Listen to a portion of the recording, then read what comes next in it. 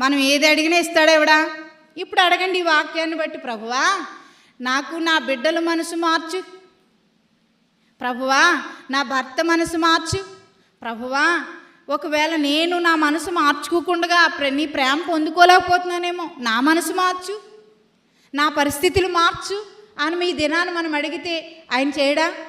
ప్రభువా కాఠిన్యమైన సమస్యలో ఉన్నాను, ఆ సమస్యను మార్చు. ఎన్ని ఔషధాలు వేసుకున్నా నేను స్వస్థత పొందలేకపోతున్నాను, నాకు స్వస్థత అనుగ్రహించు.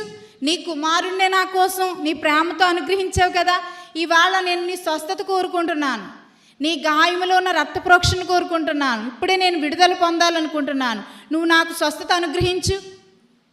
ప్రభువా నాకు ఈ కార్యం అనుగ్రహించు, నాకు ఈ సంతోషం అనుగ్రహించు, లేకపోతే ఈ చిక్కులు విడగొట్టు, ఈ కార్యం జరిగించని మనము కూడా ప్రభువుని అడిగితే ఏం చేయడాయినా?